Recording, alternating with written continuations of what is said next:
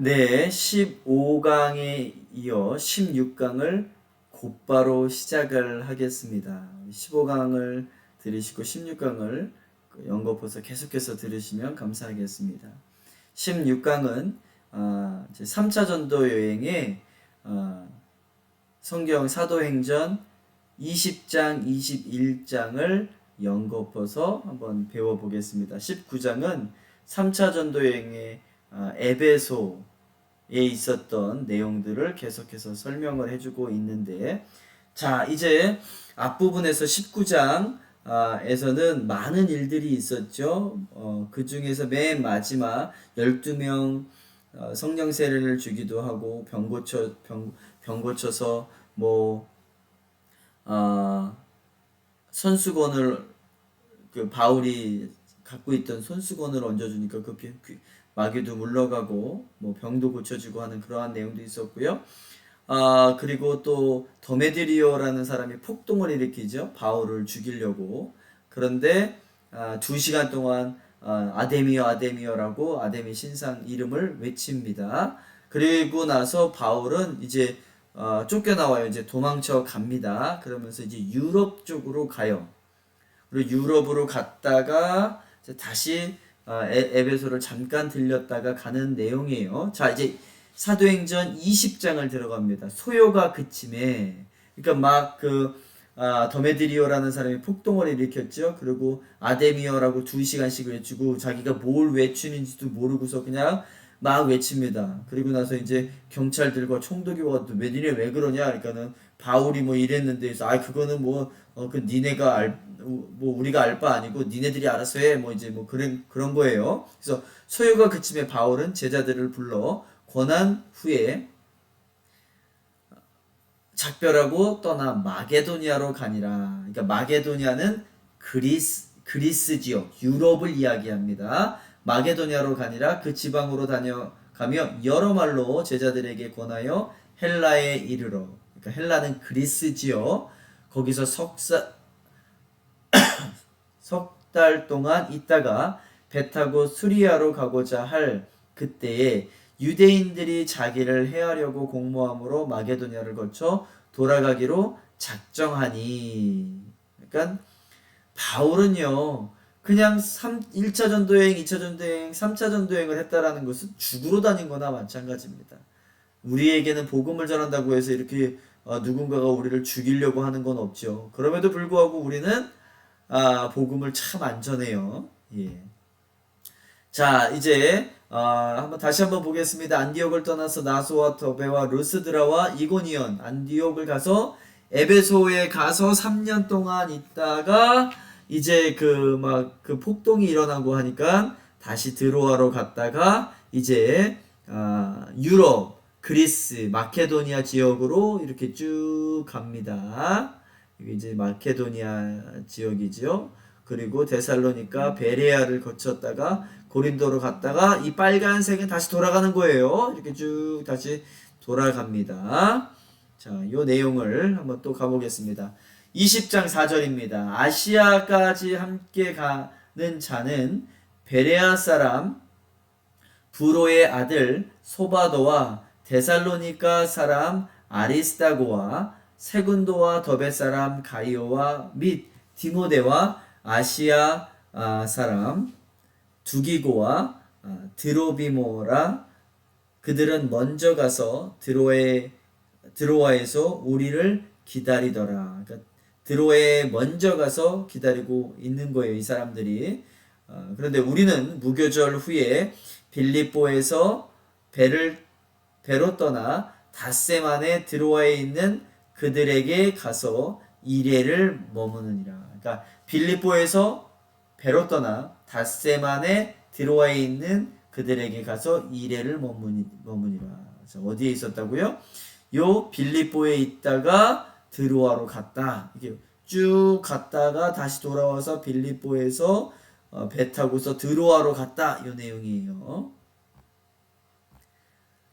자, 그 주간의 첫날에 우리가 떡을 떼려 하여 모였더니 바울이 이튿날 떠나고자 하여 그들에게 강론할세 말을 밤중까지 계속하면 여기가 어디냐고요? 드로아에서.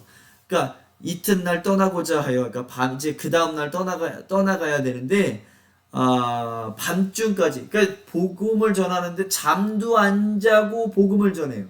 그러니까 이튿날 떠나야 되는데 밤중까지 계속 복음을 전했다라는 거예요.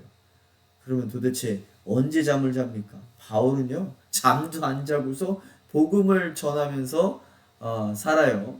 우리가 모인 윗다락에 등불을 많이 켰는데 유두고라 하는 청년이 창에 걸터 앉아 있다가 깊이 졸더니 바울이 강론하기를 더 오래 하매 졸음을 이기지 못하여 3층에서 떨어지건을 일으켜 보니 죽었는지라. 자, 이렇게 졸아야 되는 사람이 잠도 안 자고 밥도 안 먹고 막 이렇게 복음을 전하는 사람이 사실 바울이에요. 바울이 막 졸다가 뭐 이렇게 떨어지고 뭐 이뤄야 될 상황인데 오히려 말씀을 듣는 사람들이 듣는 사람들 중에서 또 창문에 걸쳐 앉았다가 떨어져서 죽은 사람도 나타난 거예요. 그 사람이 바로 유두고, 그 유명한 유두고 사건이죠. 유두고는 언제 있었다고요? 바울의 3차 전도 여행 때 유럽 갔다가 다시 드로아로 왔을 때, 그 드로아에서 생긴 일입니다.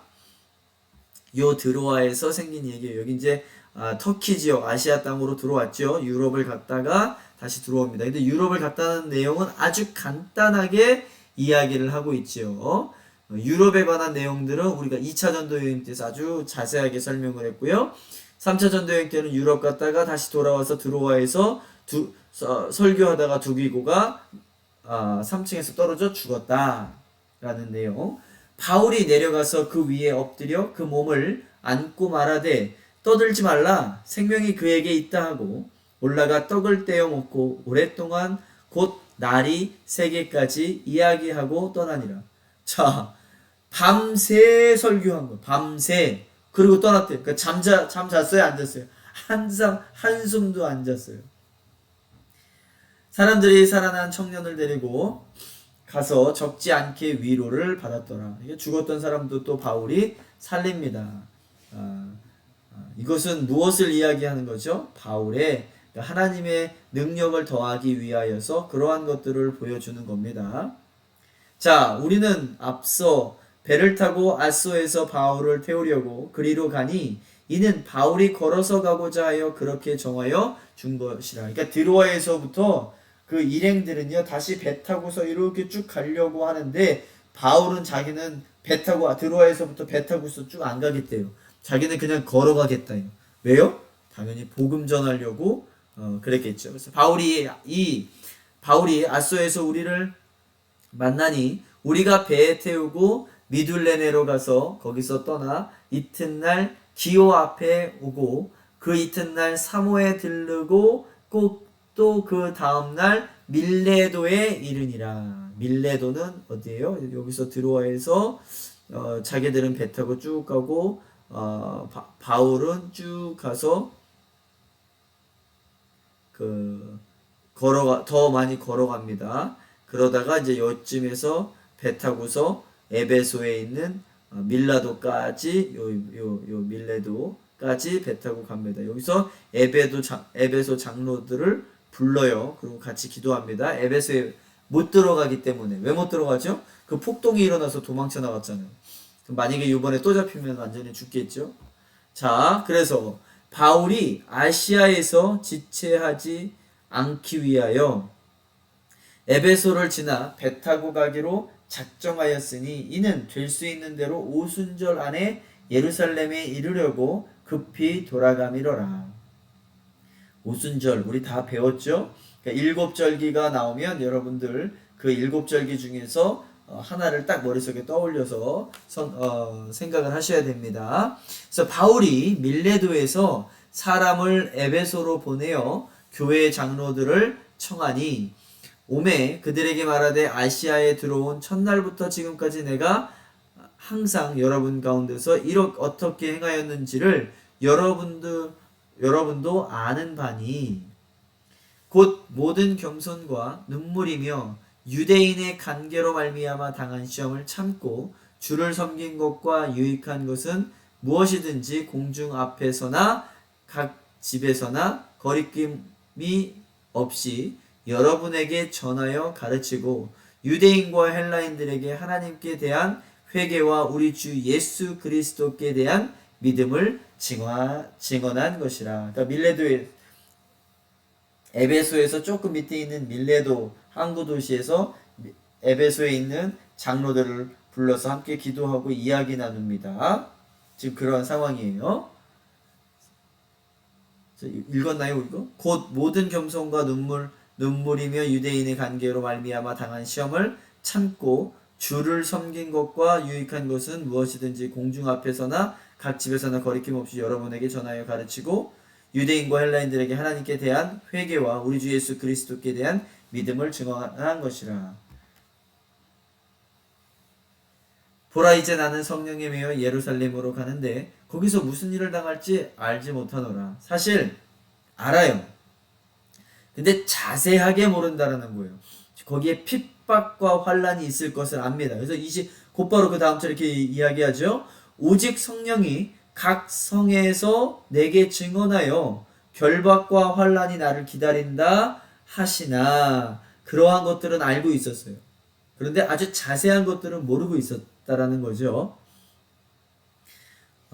우리도 이렇게 갈 수 있나요? 너 거기 가면 결박과 환란이 있어. 근데 나를 위해서 하나님께서 나를 위해서 갈래? 라고 한다면 여러분들이 가시겠어요? 우리는 아마 못 간다고 그럴 거예요. 내가 달려갈 길과 주 예수께 받은 사명 곧 하나님의 은혜의 복음을 증언하는 일을 마치려 하면은 나의 생명조차 조금도 귀한 것으로 여기지 아니하노라.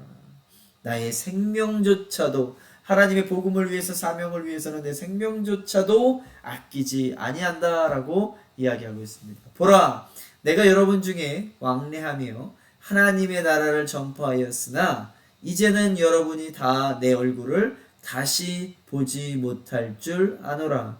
그러므로 오늘 여러분에게 증언하거니와 모든 사람의 피에 대하여 내가 깨끗하니 이는 내가 꺼리지 않고 하나님의 뜻을 다 여러분에게 전하여 씀이니라.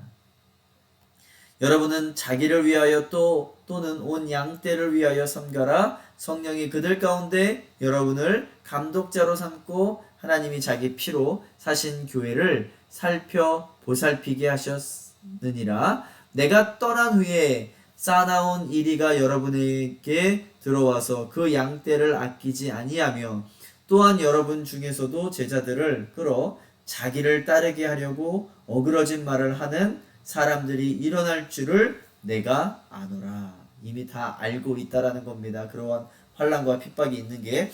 그러므로 여러분이 일깨어 내가 3년이나 밤낮 쉬지 않고 눈물로 각 사람을 훈계하던 것을 기억하라. 여기서 3년이나 가리켰다. 그리고 밤낮 쉬지 않고 눈물로 각 사람을 훈계하던 것을 기억하라. 참 대단하지요. 지금 내가 여러분을 주와 및 그 은혜의 말씀에 부탁하노니 그 말씀이 여러분을 능히 든든히 세우사 거룩하게 하심을 입은 모든 자 가운데 기업이 있게 하시리라.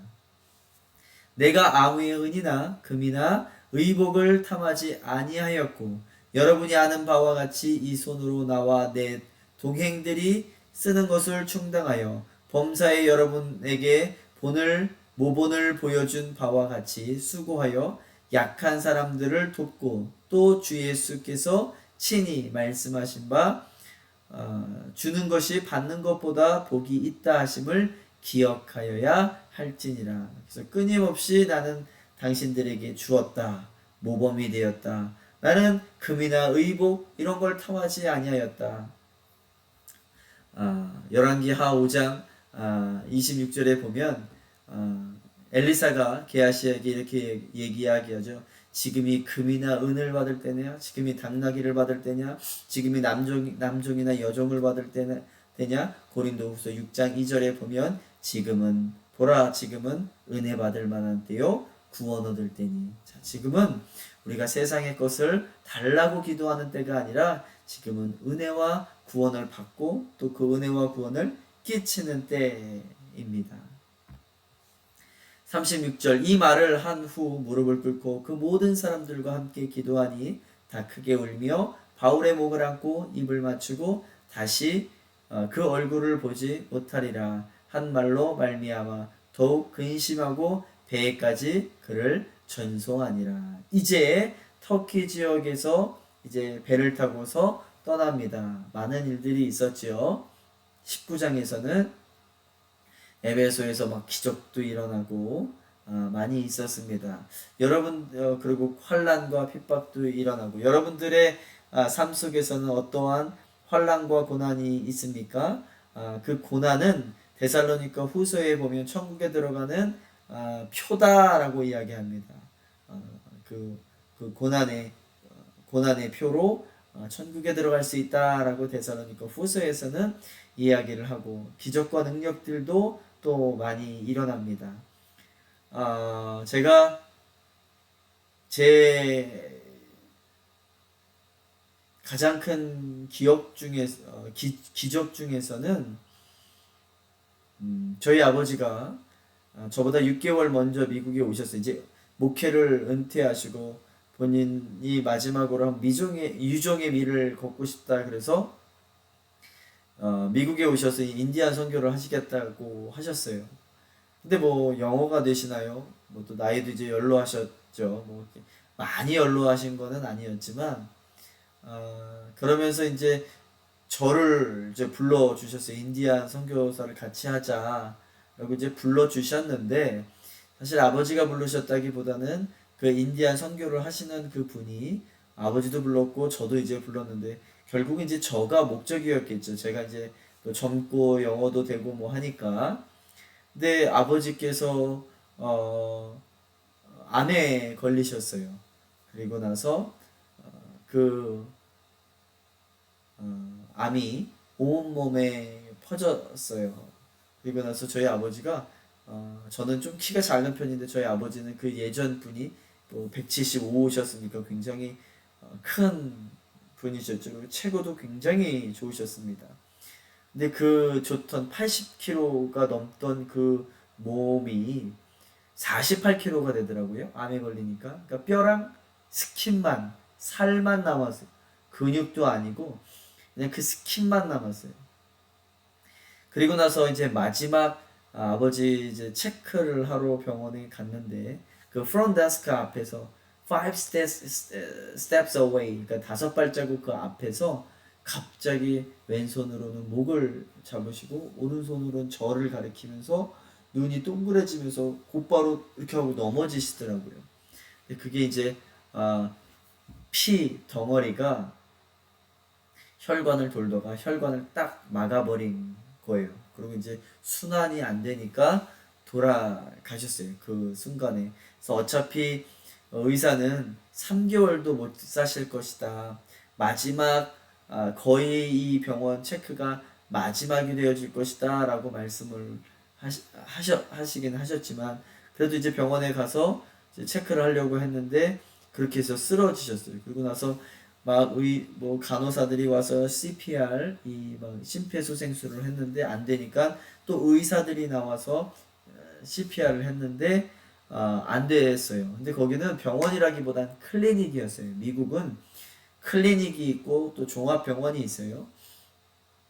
그래서 그 클리닉에서 아버지가 이제 돌아가셨어요. 이제 의사들도 안 된다 해서 911 전화를 걸어서 911 유닛들이 와서 이제 막 전기로 충격기를 해가지고 CPR을 했는데 아버지 숨이 이제 그렇게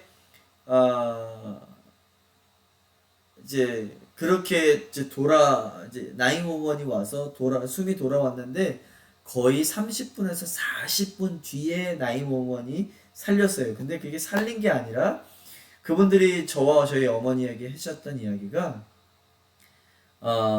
아버지는 이미 돌아가신 상태입니다. 이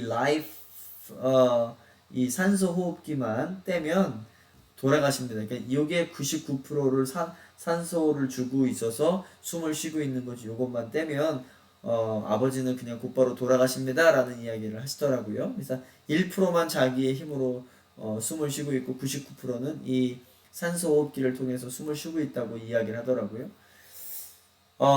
그래서 빨리 가족들을 부르는 게 좋을 것 같다고. 근데 뭐 제 가족들 누이들은 한국에 있었기 때문에 뭐 전화를 뭐 하나마나 상황이었지만 그래도 전화는 걸었죠. 그리고 이제 911이 저희 아버지를 모시고서 종합병원으로 갔고 저희도 저희 차를 타고서 이제 쫓아갔어요. 근데 이머전시에 누워 계시더라고요. 그래서 거기서 막 사람들한테 전화 걸고 기도해 주세요. 우리 아버지가 쓰러지셨습니다. 누이들한테도 전화 걸어서 아버지 쓰러졌다. 뭐 이렇게 이야기를 했어요. 그러고 있는 와중에 아버지의 그 발이 갑자기 또 노래지기 시작하는 거예요. 피가 안 돌기 시작하는 거예요. 그 살색이었던 발이 쓱 하고 노란색으로 되어지는데 죽어가는 게 눈에 보여지더라고요. 그리고 나서 이제 또 1시간 이제 그렇게 병원에 이제 이멀전시에 가고 1시간 정도가 지났는데 또 아버지가 숨이 끊어지셔서 돌아가셨어요. 그리고 나서 의사들이 또 와서 막 CPR하고 또 전기 충격기를 해서 또 살리셨어요. 그게 이제 30분이 지났어요. 숨을 안 쉬신 지 30분이 지나고 또 살리고 이제 뭐 그렇게 하기를 이제 오후 2시부터 시작해서 오후 6시까지 그렇게 하기를 너다섯 번을 했습니다.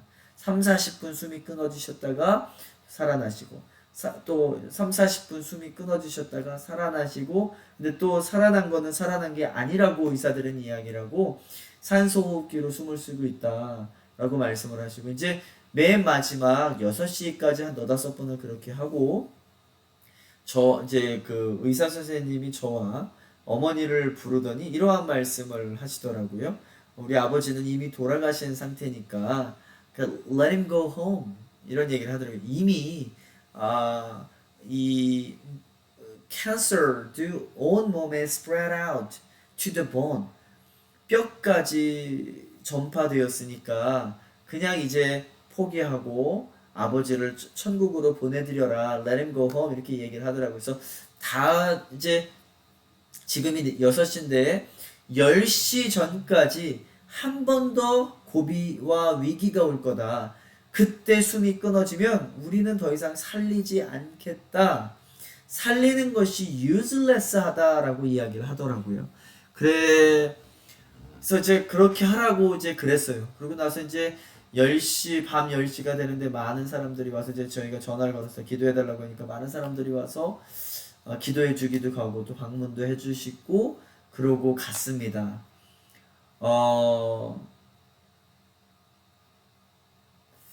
이제 그러고 나서 이제 10시가 됐는데 아버지가 또 안 돌아가시는 거예요. 그런가 보다라고 하고 이제 11시가 되고 12시가 됐는데도 아직 안 돌아가세요. 그러고 나서 이제 저도 이제 피곤하니까 그 옆에서 아버지 옆에서 이제 자려고 하는데 나의 잠은 너무나 사치 같은 거예요. 아버지한테는 지금 아버지는 생사를 헤매이고 있는데 나는 거기서 잠잔다라는 게 너무나 사치 같아서 그 침대 옆에서 계속 돌면서 안수기도를 했습니다. 살아나라, 살아나라. 그런데 살아난들 무슨 의미가 있어요? 이미 너의 아버지는 죽었다 살아나시고 숨이 끊기기를 40분씩 숨이 끊겼다가 다시 살아난 건 브레인에 3second만 옥시젠, 산소가 공급되어지지 않으면 이 브레인은 이렇게 어린아이가 된다, 바보가 되어진다 라고 이야기를 하더라고요. 그러니까 다시 살아나봤자 무의미하다라고 의사 선생님이 얘기를 이제 해줬으니까 제가 이렇게 기도를 했어요. 하나님 살려주시는데 나도 목사고 또 나도 강단에 서서 설교를 강력한 메시지를 선포를 해야 되는데 이러한 능력을 체험해보지 못하고 어떻게 말씀을 전하겠습니까? 그리고 당신은 살려주실 수 있는 능력이 있다라고 성경이 있는데 한번 살려주세요. 근데 그냥 살려주지 마시고 브레인이 오케이 데미지를 입지 않게 해달라고 기도를 했고 살려달라고 하고 두 번째는 브레인이 아무런 문제 없게 해달라고 하고 세 번째는 이왕 살려주시는 거 암 좀 없애뜨려 달라고 기도를 했어요. 그런데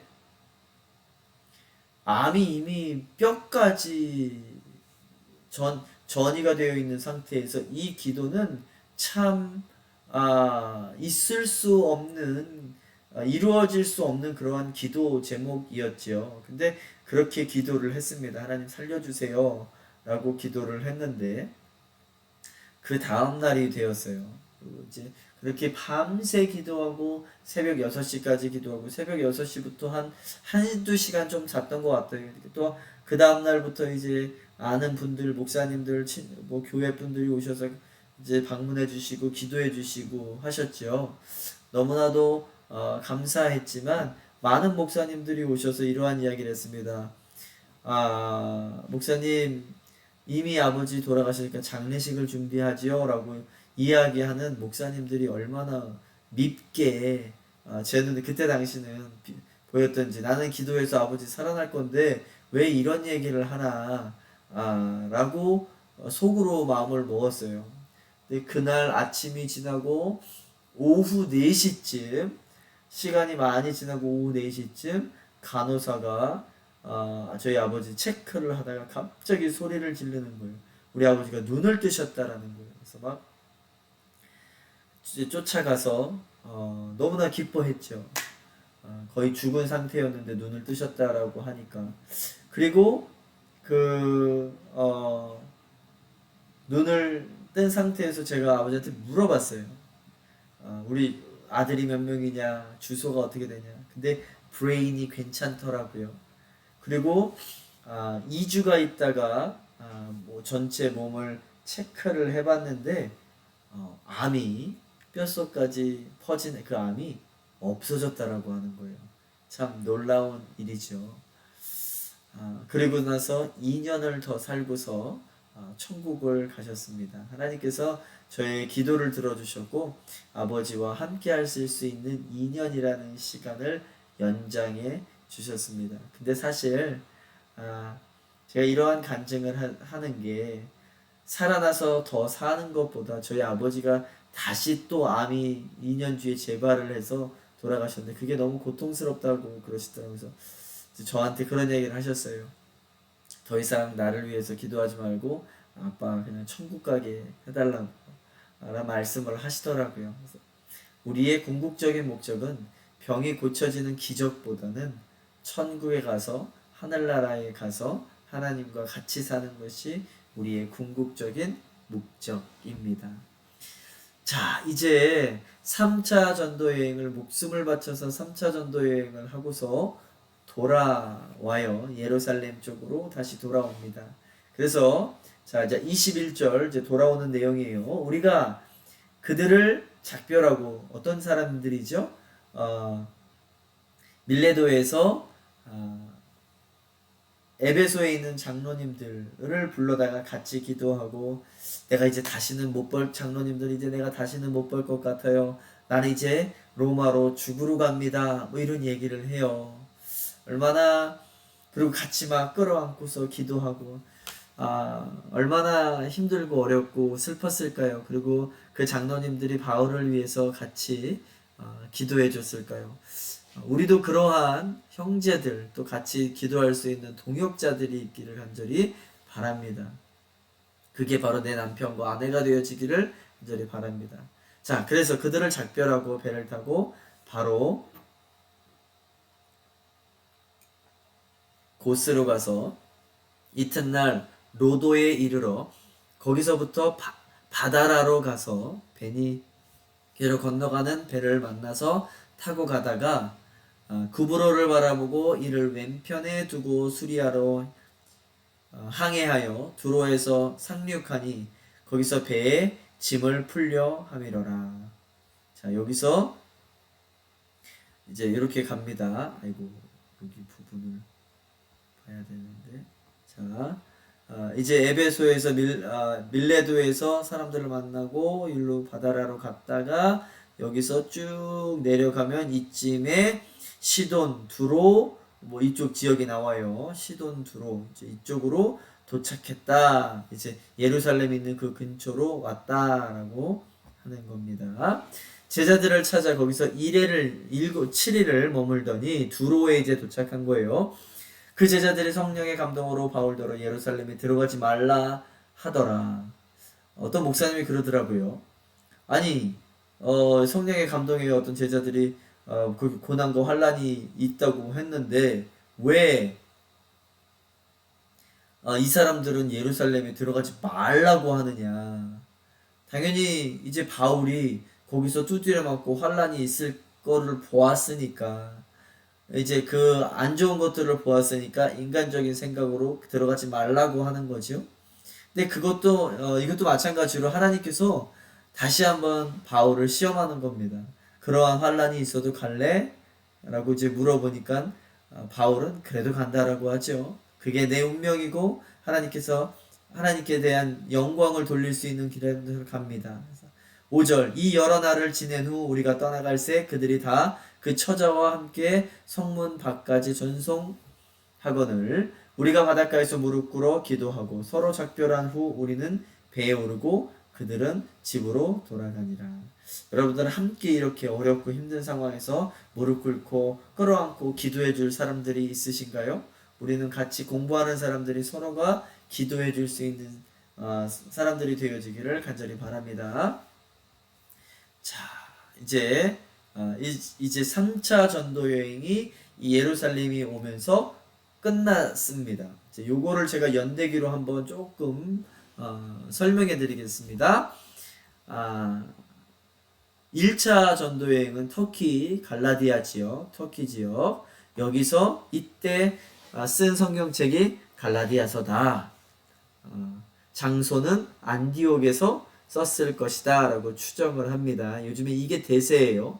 예전에는 갈라디아서가 3차 전도 여행에 썼다라고 추측을 하는데 저는 여전히 갈라디아서가 3차 전도 여행 때 쓰여지지 않았을까라고 생각을 하는데 제가 그 이유는 로마서와 같이 굉장히 내용이 너무 깊어요. 그래서 그러지 않았을까라고 생각을 했는데 뭐 저보다는 이것만 전문적으로 공부하는 신학자들이 더 정확하겠죠. 자, 1차 전도여행 때는 갈라디아서를 썼고 2차 전도여행 때는 50에서 53년도까지 총 3년을 선교를 했죠. 이때는 터키 지역을 갔다가 하나님께서 성령님께서 아래 위를 막으시고 유럽으로 마게도냐로 보내시죠.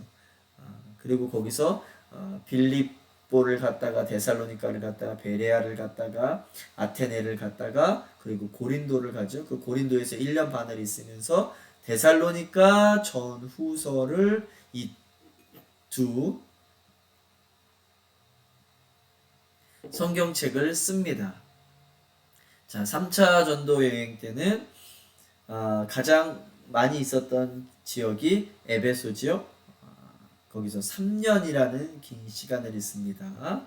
그리고 나머지를 다 합치면 4년이 좀 넘게 보고 있습니다. 3차 전도 여행 때 썼던 성경책이 고린도전후서, 로마서.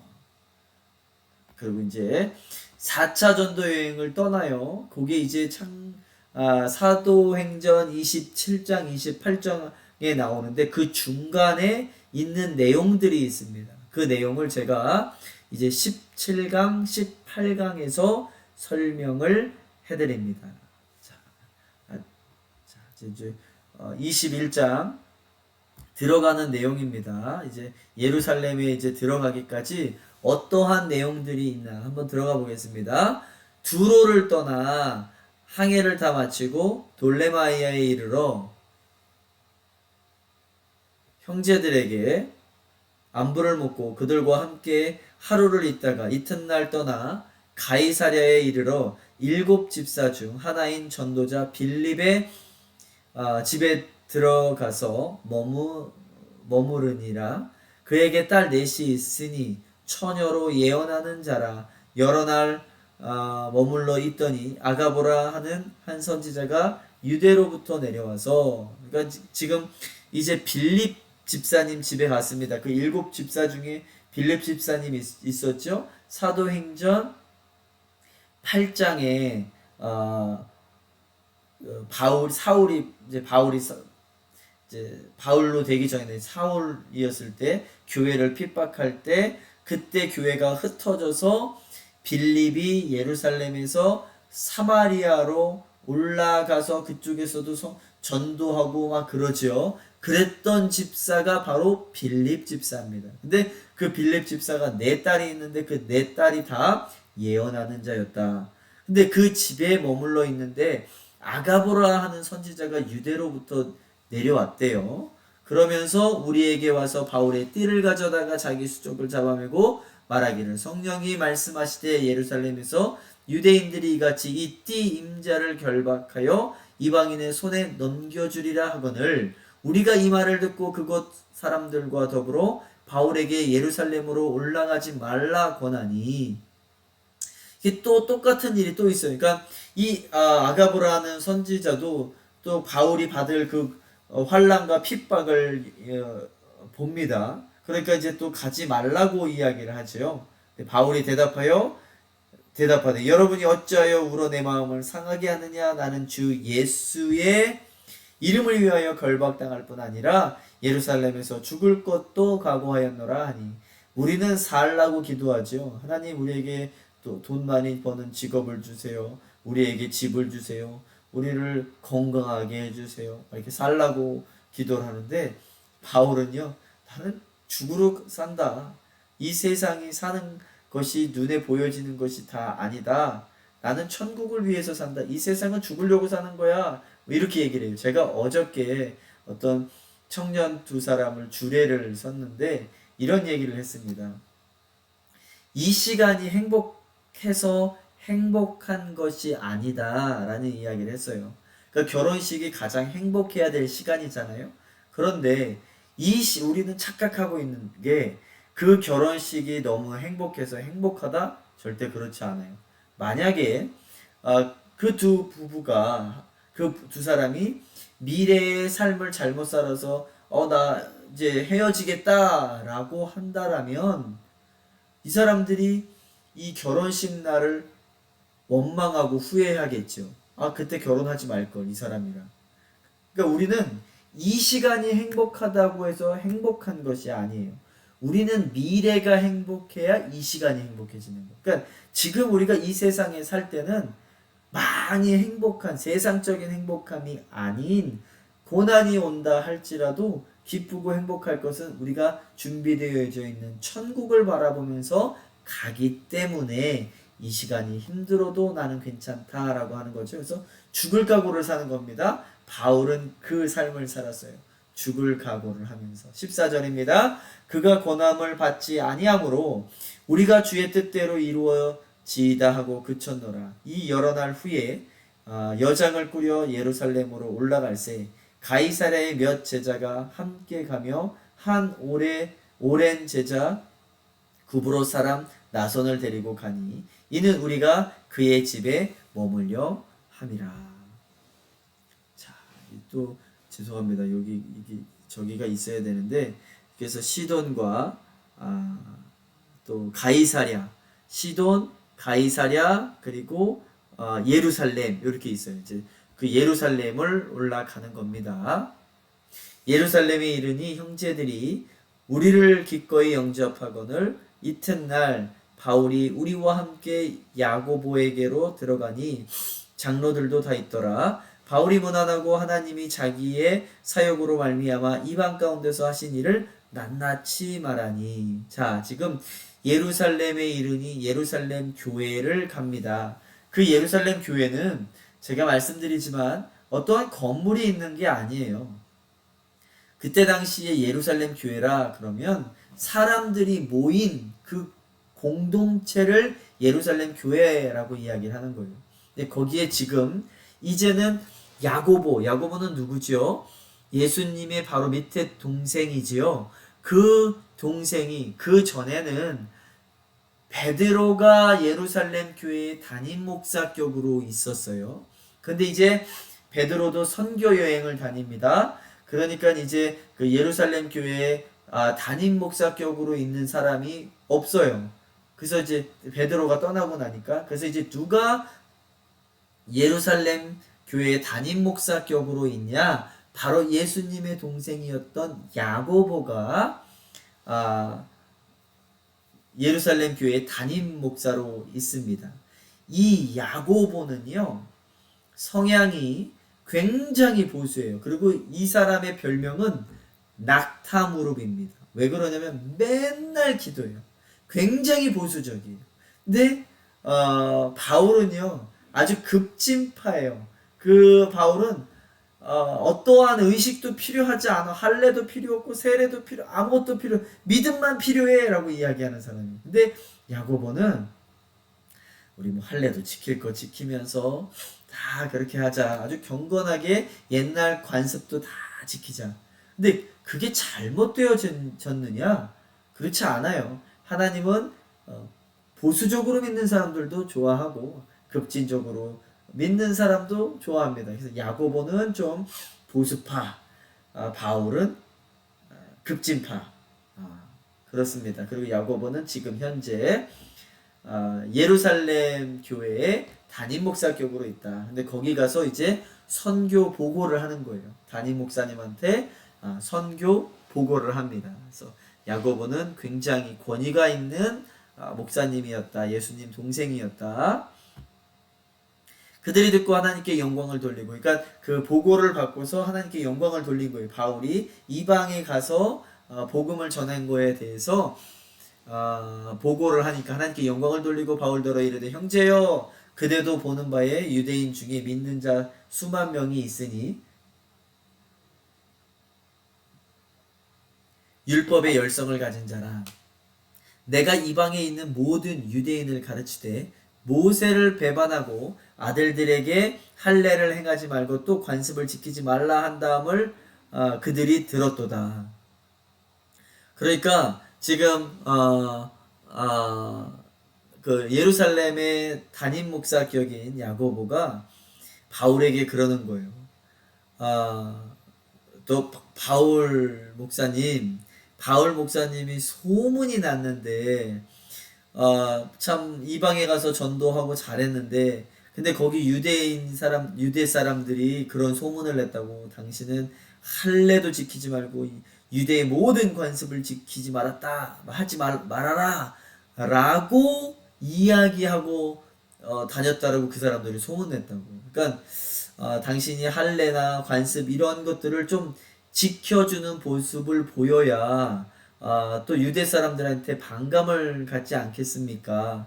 근데 여러분 할례를 지켜서 천국 가는 건 아니지만 그걸 가지고 누군가가 시험을 든다면 좀 해주면 되지 않겠습니까? 관습을 지키는 게 좋지 않겠습니까?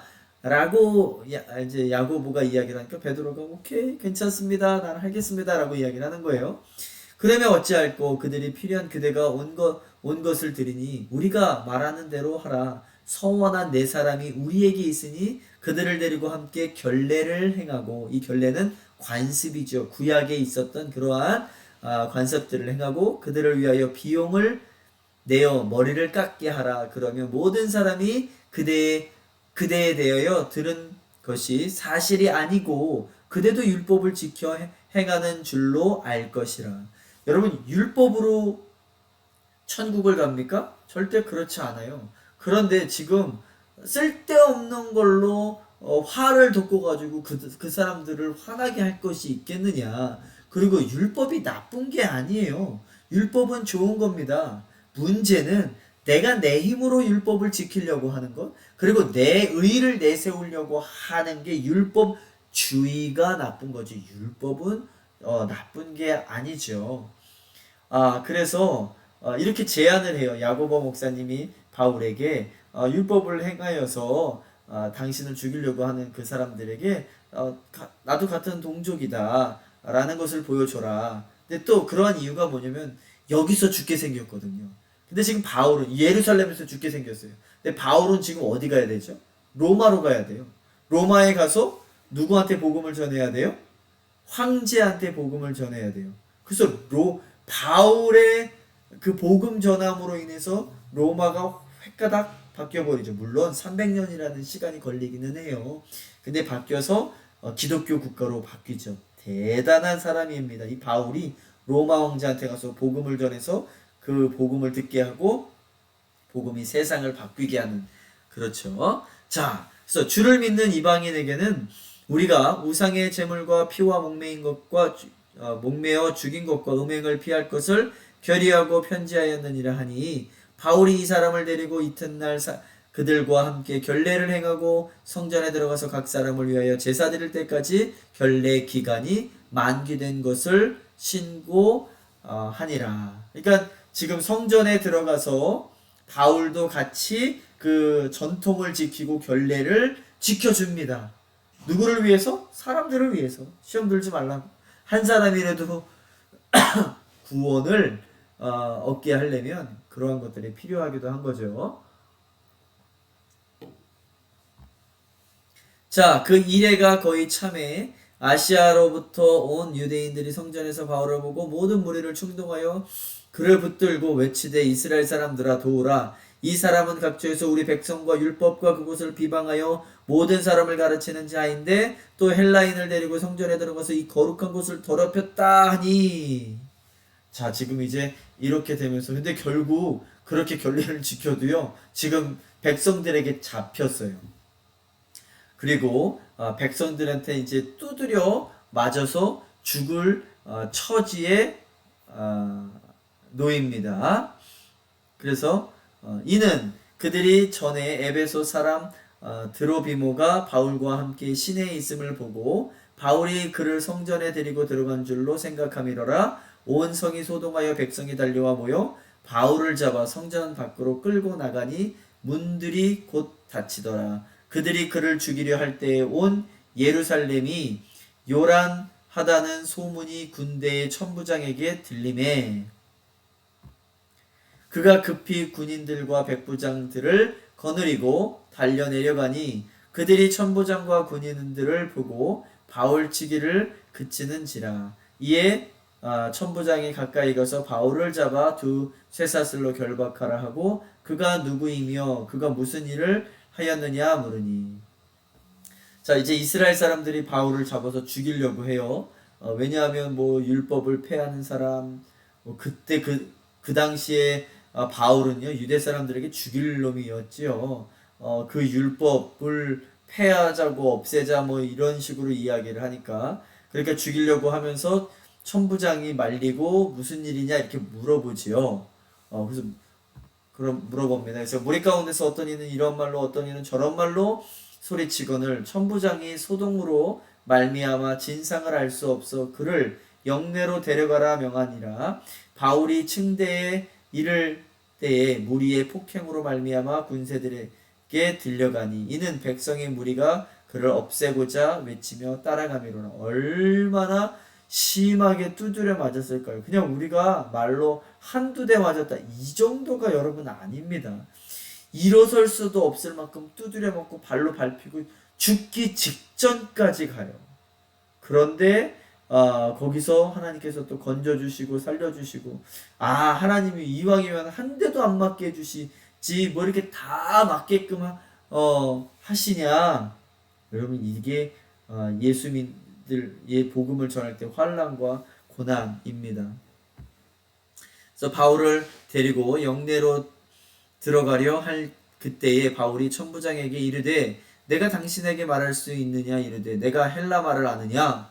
그러면 내가 이전에 소요를 일으킨 자객 4,000명을 거느리고 광야로 가던 애굽인이 아니냐. 바울이 이르되 나는 유대인이라 난 그 사람 아니다. 소읍이 아닌 길리기아 다소 시의 시민이니 청컨대 백성에게 말하기를 허락하라. 이제 백성에게 또 말하고 싶은 거예요. 뭘 얘기하고 싶었을까요? 죽기 전에도 복음을 전하고 싶은 거예요. 천부장이 허락하거늘 바울이 층대 위에서 이제 계단 위에 서서 백성에게 손짓하여 매우 조용히 한 후에 히브리 말로 말하느니라.